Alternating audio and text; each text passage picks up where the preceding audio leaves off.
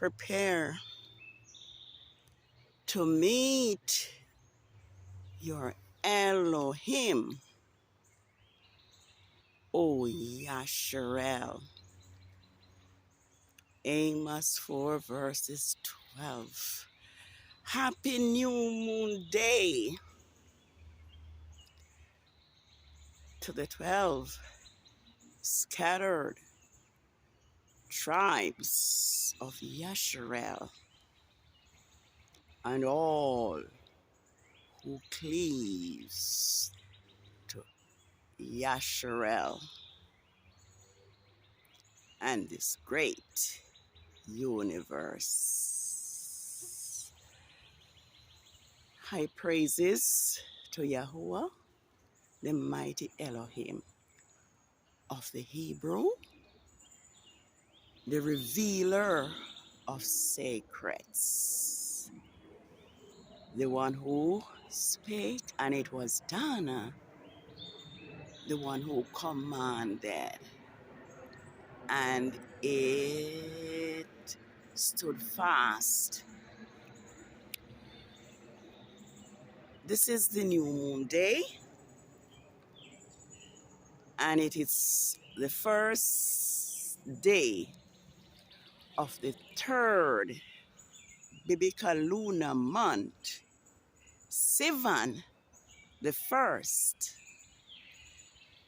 6010. And I am here to just show us the dates when Yahuwah creation Sabbaths begins.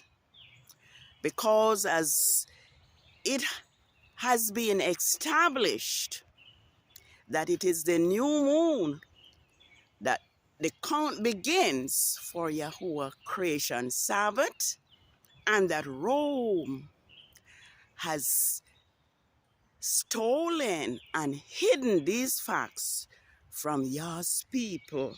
And so without further ado, let me share the date with you. Seeing that the new moon fall today on Saturday, which is the 20th of May on Rome's Gregorian calendar, and the first day of the third month of Sivan, 6002. Hence, your Sabbath will be on Saturdays for 4 weeks, beginning May 27, 2023, and Rome's Gregorian calendar, and Sivan 8, 6010 on Yahuwah's creation calendar, followed by the Sabbath of the full moon, which is the 15th of Nisan, the 15th of Sivan, and the 3rd of June on Rome's creation calendar. So it is the 15th of Sivan, 6010 on Yah's creation calendar, and the 3rd of June 2023 on Rome's Gregorian calendar, followed right here by the Sabbath of the 3rd quarter of the moon, Sivan 22nd, 6010, which is June 10, 2023 on Rome's Gregorian calendar, followed by the 4th quarter of the moon of the 3rd biblical lunar month, Sivan 29th, 6010 on Yahuwah's creation calendar, and June 17, 2023 on Rome's Gregorian calendar. So as we can see, the count for Yah's Sabbath begins with each new moon. And Rome has hidden that from Yah's people.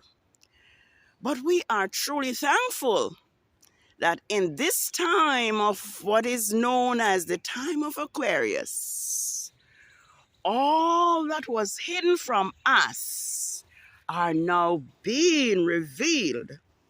And I just want to point out and just to quote a few Bible texts which proves that our Hebrew ancestors worship our Elohim, Yahuwah, our Elohim, not just on the seventh day, but also on the first day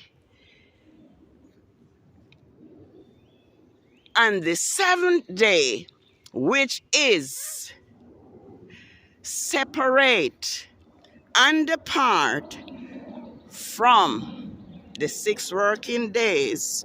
Here we have Numbers 10 pointing out to us that when we go to war, this is what should be done. But you see, all this have been hidden from us. And so we do not know what we are to do as a people. But it is saying, let me start from verse 10. It says, let me do this because it will make the point. It says, when you go to war in your land against the enemy who is oppressing you, then you shall make the chariot call on these trumpets, and you will be remembered by Yahuwah our Elohim, and he will save you from the enemies. So all this praying that we have been doing, we should be blowing the trumpet, but we have not been taught. It says, also in the day of gladness, in your appointed feast, and at the new moon festivals, you shall make the clarion call on the trumpets over the burnt offerings and over the sacrifices, on your peace offerings. It will be a memorial, a remembrance for you in front of Yahuwah, your Elohim. I am Yahuwah, your heavenly Father. So the new moon is a worship day, and this has been hidden from us. I'm going also to establish that the new moon are worship days, and we need to return. We need to return back to the way our Hebrew ancestors worshipped before we were taken into captivity by the Europeans. This story is told about Elijah, who have prayed for this woman who gave him housing when he was in her city. And she prayed that Yah would give this woman a son, which Yah did. But the son died later, got sick later and died. And so the woman know that Elijah, or Elisha as it is said, had the power and the connection with Elohim to bring her son back to life. And so here is what she did. In verse 23, she called her husband. He said, then she laid him on the bed of the man of Yahuwah, close to the door, and closed the door on him, and went out. She called her husband and asked, may you send one of the young men and one of the donkey, so I may run to the man of Yahuwah and then return? But he asked, why are you going to him this day? It is neither the new moon nor the Sabbath. She replied, it is for my welfare. She sat on the saddle on the donkey and instructed her servant, lead on. Do not slow down unless I tell you. So it is an established fact that our Hebrew ancestors, the Israelites, Yah's chosen people, who he has called by his name, not only worship on the seventh-day Sabbath, of which the count begins at the new moon day, which is separate from the 6 working days. The new moon, as well as the seventh-day Sabbath, are worship days.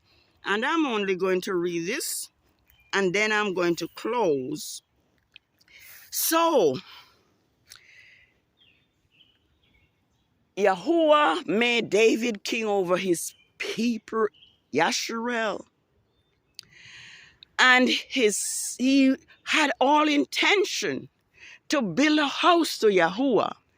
But Yahuwah said, I do not want you to build my house because you shed